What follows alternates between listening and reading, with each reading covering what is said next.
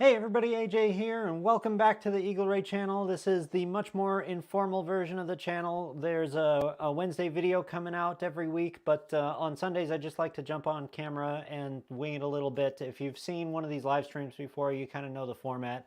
We're going to do some electric marine news, and then we're going to watch the latest Eagle Ray video that came out, and I'm going to do some behind-the-scenes commentary. And then we'll go over the giveaway rules because we do have a current giveaway running, and then we'll wrap up by seeing if there's any questions in the chat. So before we jump in the news today, I just want to point out where we are with the channel because we're almost at the 2-month anniversary for the channel. I launched mid-February and it's almost mid-March right now. Sorry, almost mid-April right now, and so I've got 8 videos out. The 9th one is coming out on Wednesday, and I just wanted to point out that these live streams are kind of interesting for anybody who might want to start a YouTube channel one day, because when I started this channel, I was looking everywhere for some kind of indication of how long it would take to grow an audience, grow a viewership, grow a number of subscribers that would be substantial enough to sustain the channel. So in other words, YouTube considers you monetizable once you've got 1,000 subscribers. So that seems like kind of an important number. And I was very curious, like, how long does it take to get there? And what's the experience like of getting there from one week to the next? And I've heard people say it's anything from a couple of months to a couple of years. And so it's depending on what kind of content you do and how often you upload and all of these things. You just never know exactly how long it's going to take, but it does seem to take a while. And so when in the first few weeks of the Eagle Ray channel, it really felt like it was very slow going for a while. I kind of expected that, but I just didn't know how long that was going to last. But luckily, anybody else who watches the Eagle Ray channel and is thinking about starting their own channel, you can use these live streams to keep track of like how well this channel did on a weekly basis. Because you can go back to any one of these live streams and you can see up in the top left how many subscribers there were in week 1, in week 2, and week 3. Every single week I'm coming back with the homepage at the beginning of the live stream, so you can see exactly how this channel is done week in, week out, nonstop, and I'm going to try and keep that going for the entire life of this channel. I don't know if I've ever seen that from a YouTube channel before, so I think it'll be great information for anybody who wants to start their own channel. But I also want to point out that if you jump back to the very first live stream on the channel, you'll see it was very humble beginnings. I think we had 22 subscribers in the first week. And then if you watch the second live stream, we actually have 21 subscribers. We lost a subscriber instead of gaining any. And in the first month, it was, 1 subscriber per week, maybe 1 subscriber every other week. And by just a couple of weeks ago, at the beginning of April, I think we had just a little over 30 subscribers on the channel, and then all of a sudden things started to change because this video right here, this trolling motor video that I put out 2 weeks ago, was the first video that the YouTube algorithm has blessed as worthy of putting on the homepage. All of these other videos that I've done so far, this series of 5 that started with this one and then the 4 that come after it, I worked really hard on those videos, but I think YouTube can't afford to take a chance on a channel that doesn't have enough content on it. And maybe there are other factors that prevented it from deciding to show those first 5 videos on the homepage at all. It still hasn't shown them to anybody on YouTube. The only people who have seen these first 5 videos are people who I sent links to on Facebook and on Reddit. So they really only have a few hundred views each. And then if you compare them to this one, you can see this one has almost 9,000 views now. And that's from starting a couple of weeks ago. So that's pretty cool. Like, it's not the most incredible viral growth you've ever seen on YouTube before, but I think it's pretty good for a brand new channel. So if every one of my videos did that well, I'd be incredibly happy. And it looks like things are starting to move a little bit in that direction. So if you look at the video that came right after it last week, that one is starting to trend just a little bit as well. It only started being shared on the YouTube homepage yesterday or the day before. And so it is starting to move a little bit, where you can see it's already the second best performer on the channel so far. And I think it's going to be off to the races pretty soon. So it's pretty cool that just 2 weeks ago, we had 30 subscribers. And now if you look, we have 170. We grew by almost 5x in just 2 weeks. That's pretty crazy. Like if we grow that fast, from here on out, it's only going to be a few weeks before we hit that 1,000 subscriber mark. I'll be able to monetize. There'll be a lot of cool new things available on the channel, and we'll be able to do the first giveaway. The big goal for the first giveaway is hit 1,000 subscribers, and then in the live stream after that, we're going to do the giveaway. So we'll talk about that at the end. But I just wanted to point out that things finally feel like they're starting to move a little bit, and I'm pretty excited about it. So let's get into the news, because there is some stuff I want to talk about with regard to a company called Saildrone. This looks pretty cool. I came across this a few weeks ago and I wanted to share it on the channel because these guys are doing incredible work.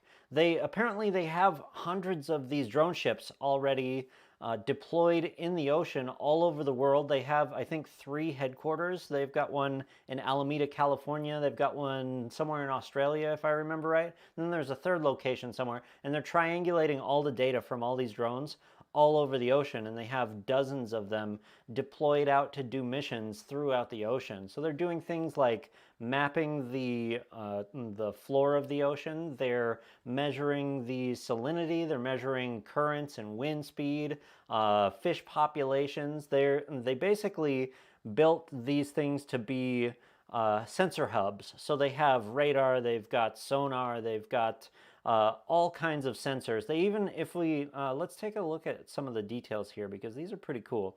I don't know how well you guys can see this. Let me see if it's showing up okay. Yeah, so this little thing right here in the graphic that they've got for us, that is a deployable sensor that is on a winch on the back of the vessel. And so it's a sonar module that they can drop way down at depth. And they have multiple different sizes of these drone ships now.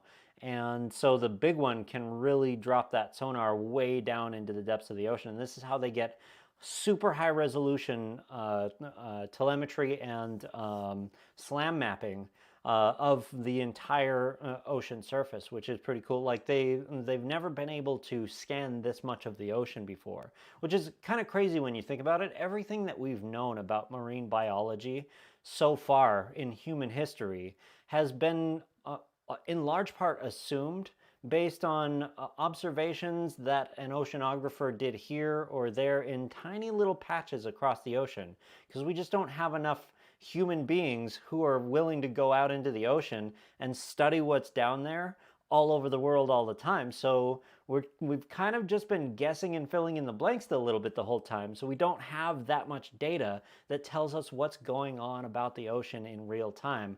Until now, until starting a couple of years ago, this company called Saildrone started sending this fleet out, and now they have hundreds of them. And the reason they did a big press event recently was because this one right in the middle here, the 33-footer, I think the little one that stays close to harbors is a 23-foot vessel.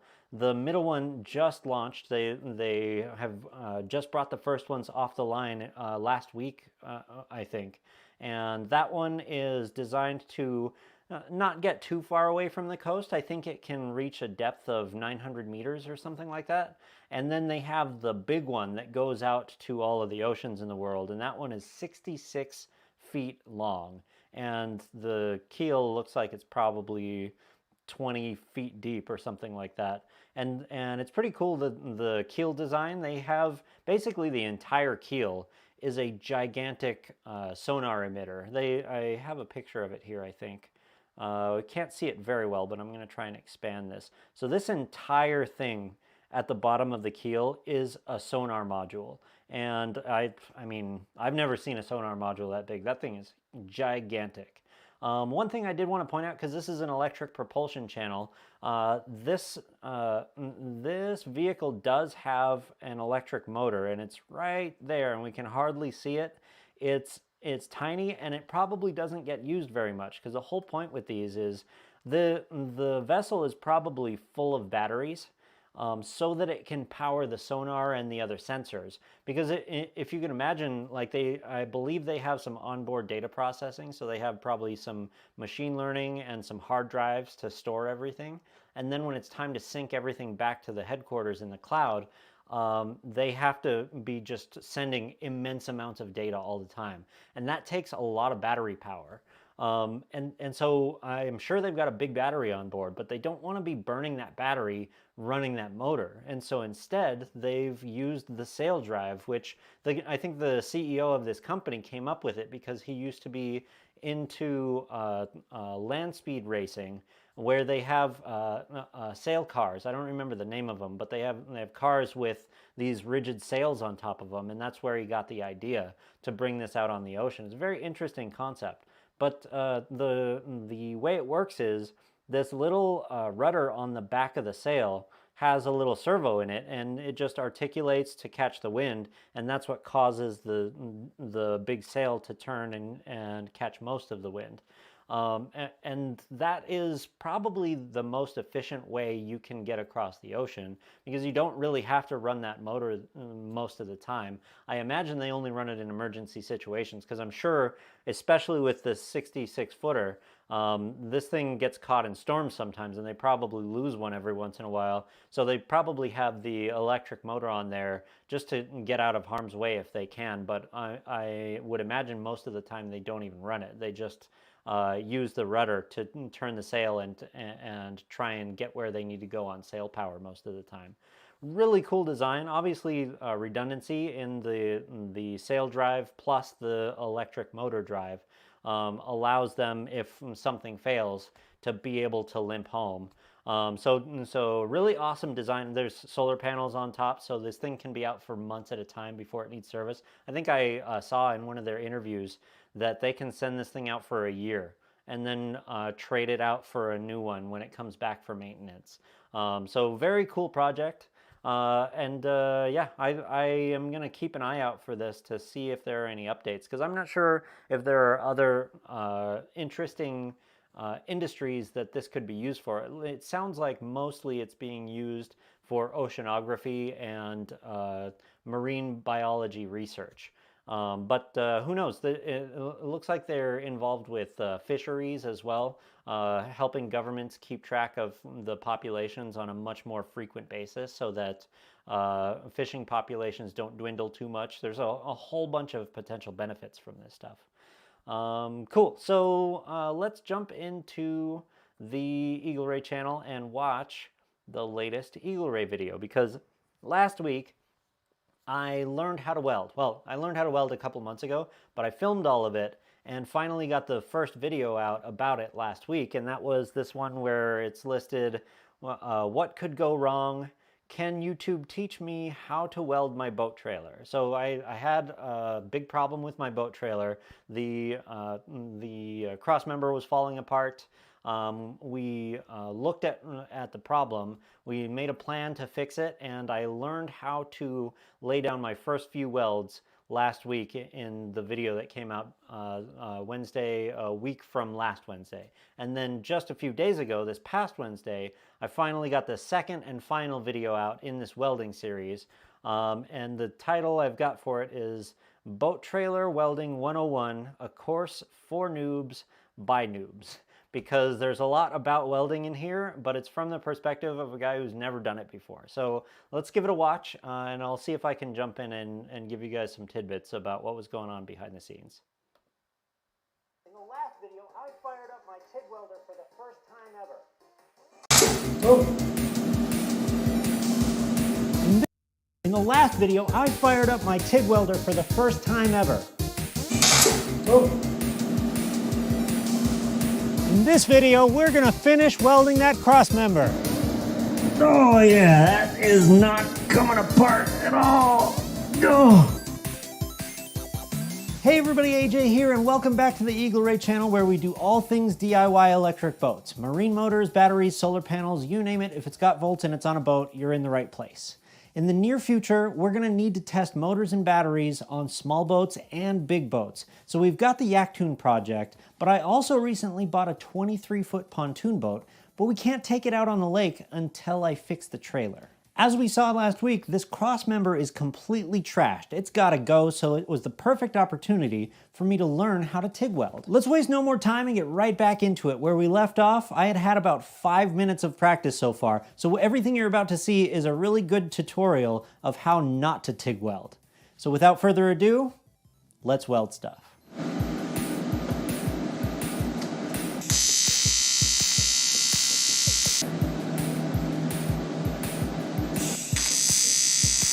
You're about to see an entire week in about 30 seconds, by the way.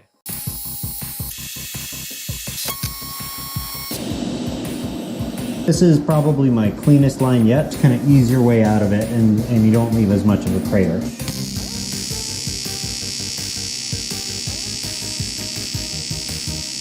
I think I went on too long with this shot. I really wanted everybody to see how long it actually takes to draw one line when you're a beginner. But it just takes so long. I didn't want to speed it up like I've sped up the other shots, but I think I just should have cut it earlier because I watch this back now and it just feels like that one shot just takes forever.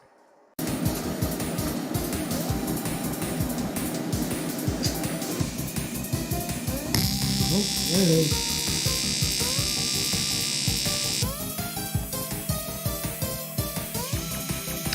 Molten metal trying to get through the hole in my table. I should probably be wearing boots. I didn't actually have any metal melt all the way through the table, but it got close a couple of times. The end there. And it's definitely melting through more than I would like.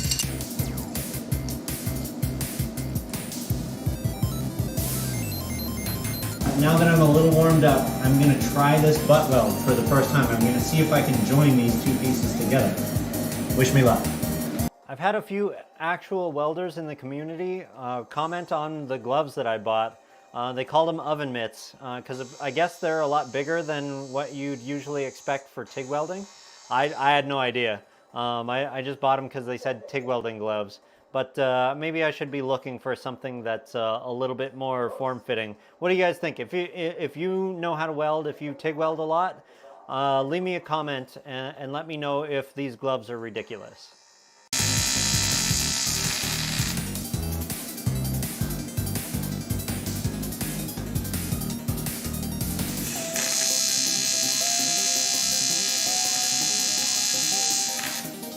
And it looks like they did fuse into one pool, just barely. I remember when I was trying my first few tacks, I was trying to do it without filler rod. And in my opinion, now that I've got the hang of it a little bit, that's obviously a mistake. Like I would never do a tack without filler rod now. But I'm not sure if that's just, I am still a beginner, so I don't really know what I'm doing yet. It feels to me like every time I do a tack, I want to use filler rod now. But I'm wondering if that's the way professionals do it.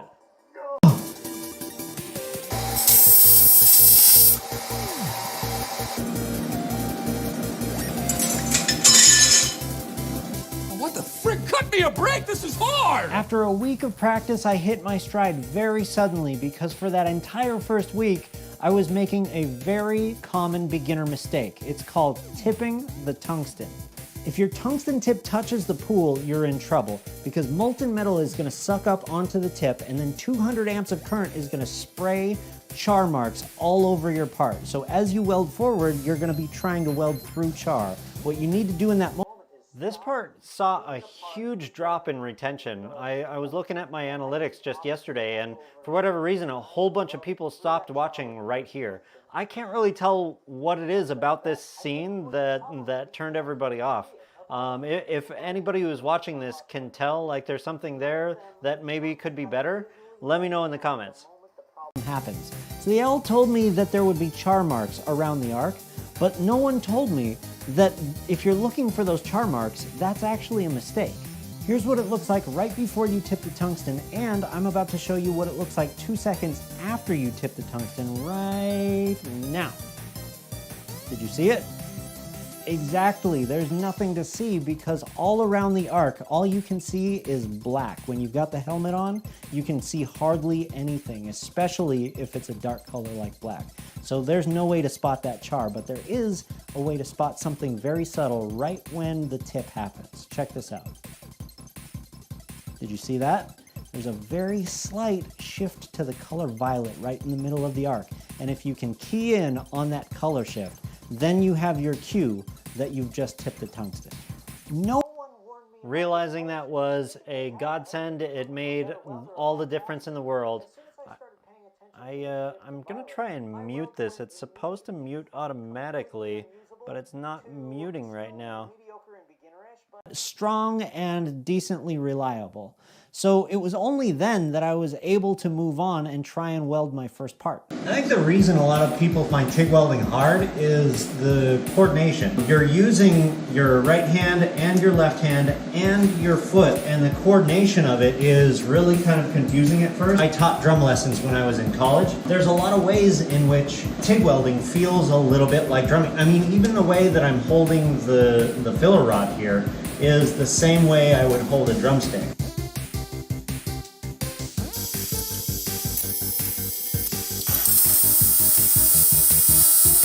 One thing that I didn't have time to put in this video at all that was pretty detrimental to building this part, it almost destroyed the part and made me start over, was when I ran out of welding gas.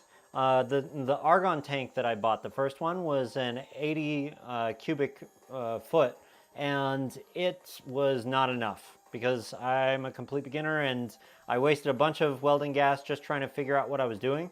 And then I ran out while I was welding this part, and I didn't know what happens when you run out of gas. It's not good. When there's no shielding gas and you keep trying to burn that arc into the metal, it'll destroy the metal. All of a sudden, it was just like scattering metal out of its way, and I almost had to throw it away because I realized what was happening a little bit too late, and there was an entire piece of one of the tubes that got dimpled inward and had a hole in it, and I had to try and patch it.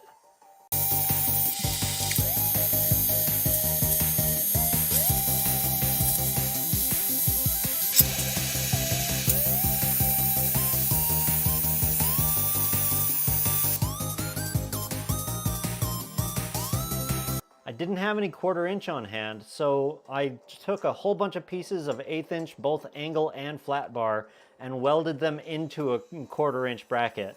It was really quite a pain, but actually, like in retrospect, I needed the practice anyway, so it was a lot of good practice.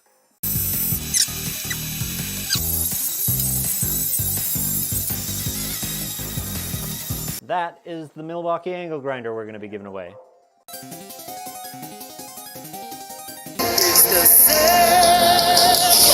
Sorry, we're not recording. Please, Disney, don't give me copyright strike in my first month on YouTube, please. Is that fair use? I think it's fair use. I hope it's fair use.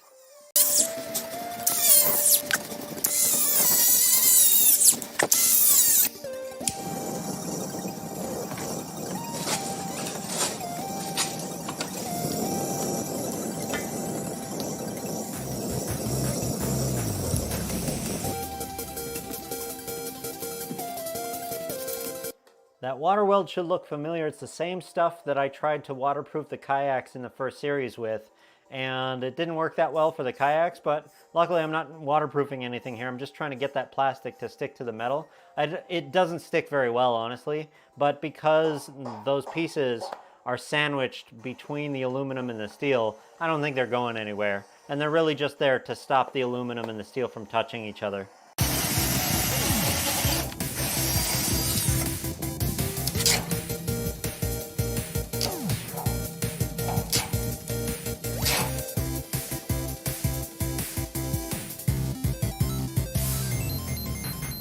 Here we go, guys. This thing is in place. It's all bolted in on all sides. It looks to be nice and solid, but there's only one way to find out for sure. We got to get it back under my boat. This is the Eagle Ray pontoon boat. Now you can see the top is retracted downward right now. We can put that up in a future episode. There's some hanging electrical in the back there. The helm is gone, the furniture is gone. I removed all of that recently. We're not going to spend a whole lot of time on this boat because this boat is not electric yet. It actually has an old Evinrude 90 in the back, which we're going to convert in a future episode. If you've seen the Yaktoon project, you may have noticed that the EVA foam on the deck of the pontoon boat matches the same foam that I put on the Yaktoon because I bought that all at the same time, and I just finished resurfacing that a couple months ago.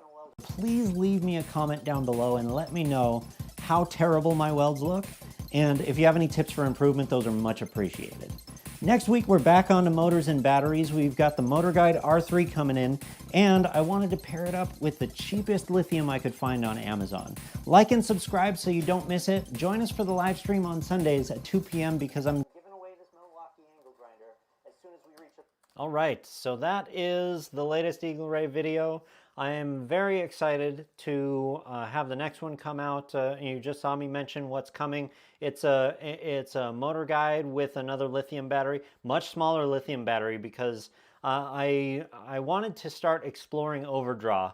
I don't know that a lot of people in the fishing community and the kayaking community know about overdraw yet, because they basically just get recommendations from a lot of these brands who are trying to sell them big batteries so that they can charge an arm and a leg. And so the question I think could come up more often: how small a battery can I get away with? And so I'm going to answer that question in this video that's coming up on Wednesday.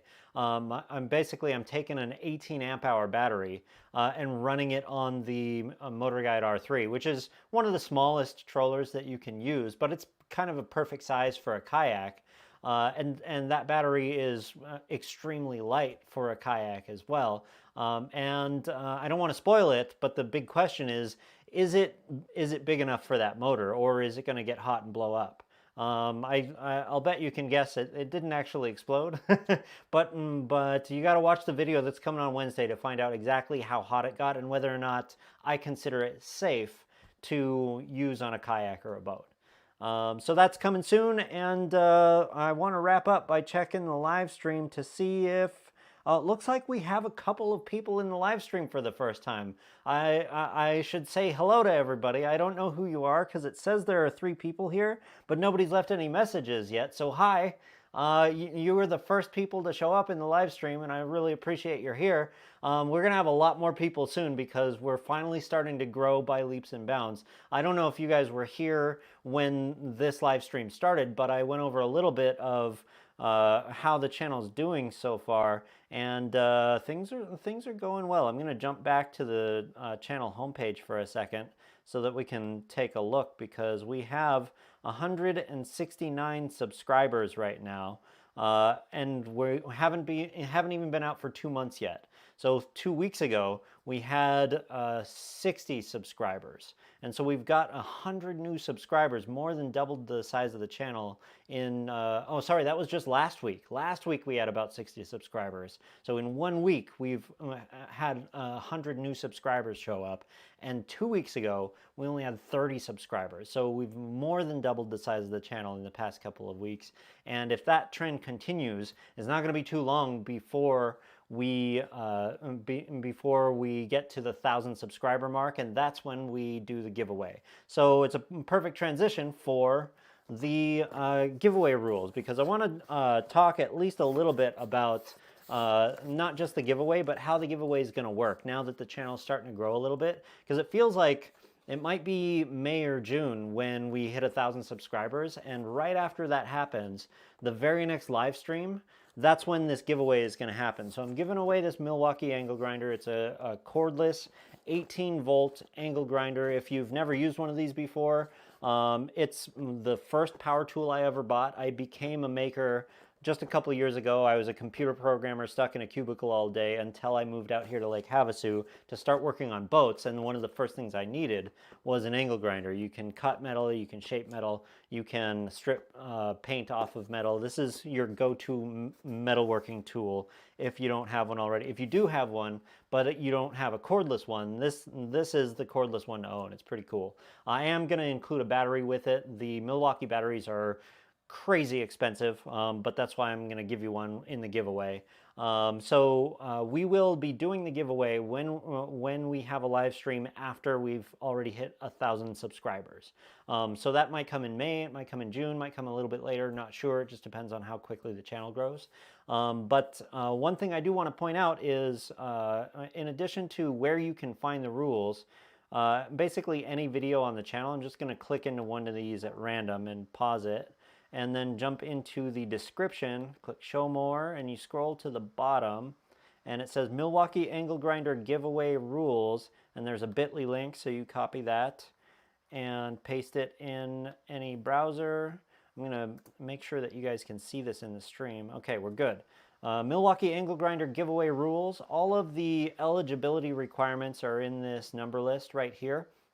But there's one thing I don't know that I've mentioned on the channel yet, but because we're starting to grow now, and it won't be too long before we hit the 1,000 subscriber mark, I want everybody to know exactly how this is going to work. So when we hit 1,000 subscribers, let's say it happens on a Thursday, then the following Sunday, we'll have a live stream at 2 p.m. like usual, and the giveaway will happen between me and whoever's in the live stream at that time.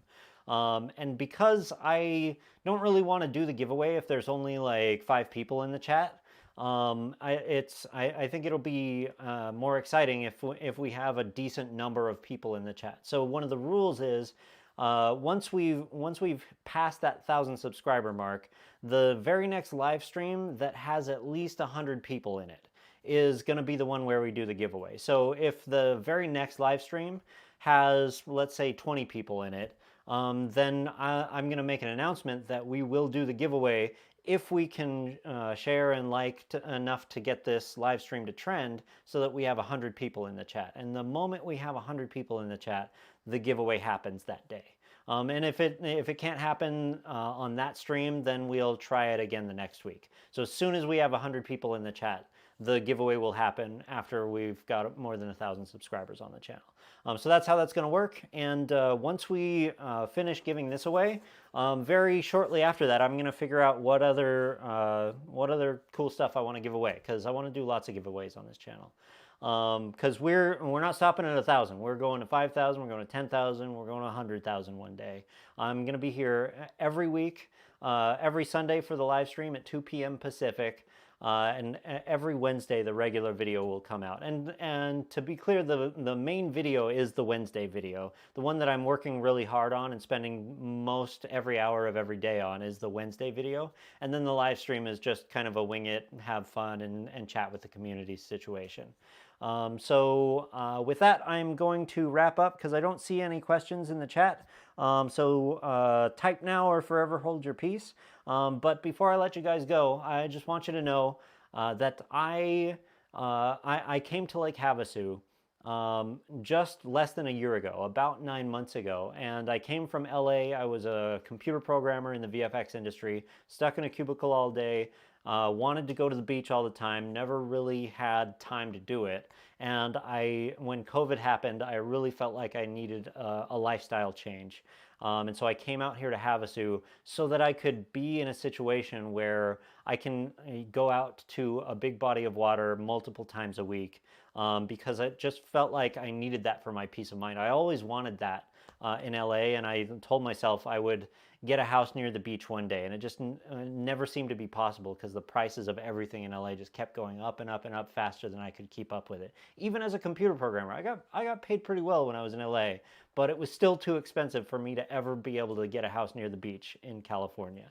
But here in Arizona, it's pretty stinking easy in comparison. So all of my friends who are back in California, I'm not going to tell you that you should come out here to Arizona, but it's kind of awesome out here in Arizona. I am loving it. But regardless of where you are, you should find a local body of water nearby, whether it's the ocean or a lake or even a small pond. Get a boat, get on Facebook Marketplace. You can get them for as cheap as $500 sometimes. They'll be pretty used and junky a lot of the time if you get them from Facebook Marketplace. But there's other options too. Like you can go to Tractor Supply and get one of those Sun Dolphins that'll seat 2 people for like $700, and then you can put a little trolling motor like I did on the Yaktoon and get out on the water for a day. And you know, it costs you next to nothing, and the peace of mind you get from exploring nature like that is so incredible. I can't even describe it. So I hope that everybody does that at least once this year. If you take nothing else from this channel, take that to heart and get out there on the water and enjoy yourself. So with that, I am going to let you guys go, and I'll be back same time next week. Until then, I want you guys to boat safe and take care.